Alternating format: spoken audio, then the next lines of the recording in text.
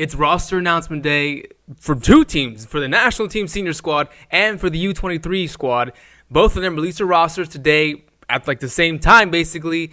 And we got to go through and talk about each roster, the highs and lows, and what I expect to see from both of them. So without further ado, let's just get to it. Welcome back to the channel, guys. I'm Drew. If you're new here and you guys love USA Soccer or anything MLS related, subscribe down below because that is part of the whole channel here. We just cover all that, USA Soccer, all that good stuff. And this year, 2021 is the year of USA. We're going to have so many tournaments to cover, so many good games and squads to react to, and lots, of course, of MLS games. If you guys like that, subscribe down below. If you don't, I don't know, subscribe anyway. Why not? Remember, guys, the reason why we have two rosters now is because, obviously, the U23 squad is going to be preparing mostly for a Olympic qualifier games coming up in March. So that's pretty soon. It's coming in March, and we need to really be prepared for that. The senior squad is just preparing, obviously, for another international friendly. Berhalter wants to get more guys together. And the reason why he's like focusing on getting a lot of group of players together, a big group of players, like from everywhere else, Euro or MLS, doesn't matter. It's because this year, 2021, like I said, we have a lot of games, important games to be played this year. We have Olympic qualifiers, we got Gold Cup, World Cup qualifiers, and Nations League. We have lots of stuff here to cover. We have lots of stuff, first of all, to cover in the channel, and lots of games to play that are actually going to mean something. So we need a big pool of players to be able to fill all those games in those tournaments. We can't have any tired legs. We can't have any players injured and have no replacements. So we need this big group of players. Hopefully everybody is successful, hopefully. Let's start off first with his roster, Berhalter's. At the goalkeepers, we got Sean Johnson and Matt Turner, the two goalkeepers called up by Berhalter. I think Matt Turner there, the stronger goalkeeper in that selection. In my opinion, I think Matt Turner is one of the best MLS goalkeepers in MLS, at least one of the best American goalkeepers in MLS. But Sean Johnson, I think, also had a pretty solid season for New York City FC. He had the most shots saved out of any goalkeeper in the whole league this season. Heading out the field to defenders, we got Tristan Blackman from LAFC, Aaron Long, and Walker Zimmerman. Two players here you would almost pick blindfold by if you were Berhalter. Long and Zimmerman, obviously, the two choice center backs for him. They will get the start, obviously. Mark McKenzie is not here. It's a shame because he's kind of, moving his way over to Belgium over there across the seas. So that's good for Mark McKenzie. He's going to improve his game farther than Long and Zimmerman. I promise you guys that. Now, midfields, we got Kellen Acosta from Colorado Rapids, Sebastian Lletget, and Christian Roldan. Now, look, the midfielders is a spot now just of these 12 players here that I think is probably the weakest point of it. Kellen Acosta, I'm not the biggest fan of. Back in the day, I was, but as of lately, I'm like, there are better options, especially youth-wise, younger-wise, that I think can do a better job than Kellen Acosta. Christian Roldan, I feel like, he had a pretty okay season with Seattle, but I just think he didn't have the best MLS Cup final against Columbus, and I saw a lot of faults with Christian Roldan. I was like, you know what, this guy, no wonder everybody doesn't like him on the National League because he just keeps messing up. Him and his brother on the right flank, whatever, I don't care. And also Sebastian Lletget, I know some people give him a lot of stick because he was like the only MLS player called up to the Euro-based squad, but I think he's a cool dude. I think he did what he had to do when he called up. He scored goals, he created chances. He was solid. He wasn't the best player, he wasn't the most exciting player, but he was okay enough to earn him another call up from an MLS camp. So I'm not too mad about that. I'm a fan right now of Sebastian Lletget, especially considering the other two in his party right there. Now, onto the forwards, the spot where everyone had a freaking titty attack, guys. We got to talk about Josie Altidore, Areola, Jordan Morris, and Chris Mueller. I think, obviously, the most exciting person there, for me, is Jordan Morris, because I hype up Jordan Morris. I know everybody gets mad that I hype him up, but I don't care. I think this guy is good. He's good. He's talented. I'd love to see him play on the wings. I think he's good for Seattle. I think he's good for the national team. I think he will definitely have some games under Berhalter, even with a mix of the Euro-based players. He might not be a starter, or he might not be my starter either. I would most likely have him on the bench, but I still think he has enough skill in him to earn a spot in a squad somewhere down the line in the future as well, especially with all these competitions coming up.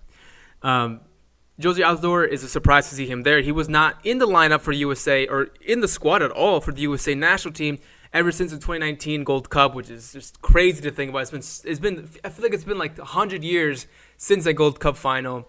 almost 2 summers ago now. Like, it's crazy. And Outdoor has been, out of form, or really just has a lot of injury problems, or just busy with Toronto. But now he's back, baby. He's back. And Ayo Akinola is not here because Ayo Akinola has been called up by the Canadian national team, which is scaring a lot of people. But to me, even though I rate Akinola, I think we have a lot more options. Just in case he were to leave, we have a lot more options coming up in Europe and also in MLS. I think can just make that loss of Akinola, if he decides to play for Canada, not that big of a deal. And of course, Chris Mueller, an exciting player who I think impressed very much on his debut for the national team against, I think it was El Salvador, scoring 2 goals on his debut. Crazy. I think this he's good. He should definitely start over Morris.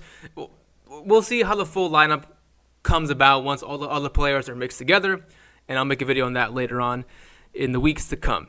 So that is Berhalter's 12-man squad. I know a lot of people disliked it. I think the highs of the squad, the good stuff, Chris Mueller, Jordan Morris, Matt Turner, and that's it. I think everybody else is just, that's all right. You're there. You deserve it. Whatever. Let's see what you got. You're a player that Berhalter really calls up naturally, so let's just see what happens. I wish you guys the best, but I'm not the most excited to see them get or hog up all the playing time for this game against Serbia. What I want to see is the U23 squad. Oh my God, I love this roster. Now let's go ahead and talk about the U23 squad roster because I think this one is far more exciting and far more talented. Now, like I said, the U23 roster is primarily focusing on preparing for the Olympic qualifier games because that's coming to us really soon in March, and we need a good group of players that understand each other, that can play with each other, train with each other, and are familiar with each other. That way, that transition to playing friendlies and into serious games is easier because these guys are recognized with each other already. They know how to play along together, and it's going to help us, hopefully benefit us in the future in these qualifier games because this is something I really want to win. I want to see USA win every single tournament we can this year because we got a lot, okay? We like I said, we do got a lot. So let's go down to this roster here. Goalkeepers, we got JT Marcinkowski from San Jose, David Ochoa from Real Salt Lake, and Brady Scott from MLS newcomers Austin FC. That's pretty cool to see. I think Marcinkowski is probably my favorite pick right there out of the goalkeepers, at least the most exciting one to me.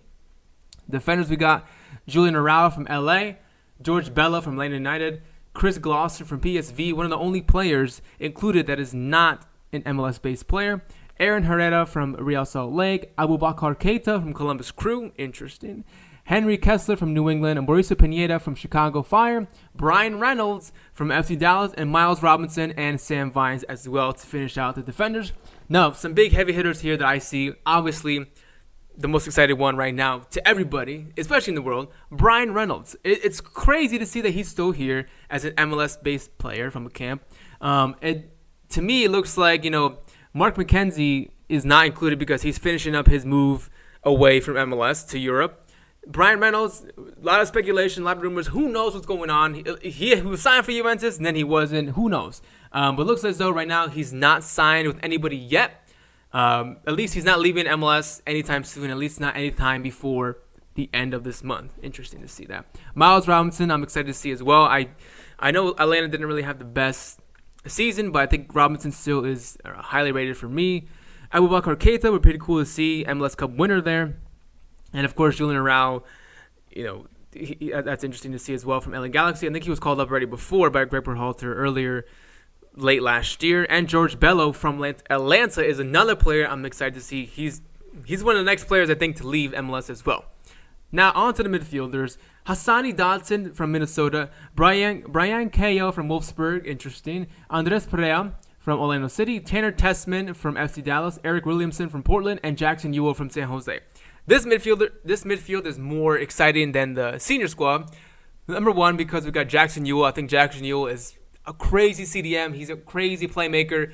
He's good reader of the ball, good key passer. I love Jackson Ewell, and I rate him really highly.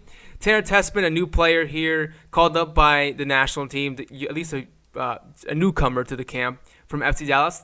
Hopefully I reached out to him for an interview. Hopefully he does agree to do an interview here with your boy Drew. If you guys know, make sure you guys send him this video, whatever. Andres Perea also is an okay player, but he's not eligible to play. Anyway, he can train, but he's not able to play because he's not officially switched over to represent the USA as of yet. And that's that. And now to finish up here with the forwards, Cade Cowell from San Jose, Daryl Decay from Orlando, Jeremy Ebabisse from Portland, Jesus Ferreira from FC Dallas, Jonathan Lewis from Colorado, Benji Mikel from Orlando, and Georgi Mihailovic from Montreal, newly from Montreal. The forwards as well. I'm excited to see more of these forwards than I am the senior squad forwards. I think Daryl Decay should be the starter over Josie, which I don't think he will be. But we also don't know if Decay will be transitioned over to the senior squad. Jesus Ferreira, I know didn't have the biggest season for FC Dallas, but I think still a lot of potential and a lot of exciting skill there. Cade Cowell as well. Young kid here from San Jose. Really came on the scene and just made a big name for himself already. A lot of people riding this Cade Cowell train, and you know what? I think your boy just going to start that too. I'm excited. The roster here for the U23, like I said, is way more exciting than the senior squad. The players that I think should be transitioned over to the senior squad, I'll run down by you guys real quick. Number one, goalkeepers, JT Marcinkowski. Defenders, I'll probably go George Bello, Miles Robinson, and probably Abubakar Keita. Why not? Who cares? Midfielders, we've got, I think, maybe not too much, maybe just Jackson Ewell. I think just Jackson Ewell will move over to the senior squad. At least I think he is ready enough to be in the senior squad. I would love to have his skill there in March for the qualifiers, but I think his time with the youth under 23 is going to eventually finish there soon. And forwards, obviously, I think maybe Ebobisse might move over, and hopefully Daryl Decay as well, and also probably Georgi Mihailovic. I think everybody else probably most likely will stay, but that's just my opinion. Question time. If you guys made it to the end of this video, I will know because you will have to answer this question. Who do you think would win in a versus battle? The senior squad or the U23 squad? If there was a 11v11, who would win? Who would come out on top? I would love to know your thoughts. So let me know down below, and I'll know you guys made it to the end. If you did make it to the end of this video, you're a true champ, and now by law, you have to subscribe. All right, I'll see you guys next time. Peace.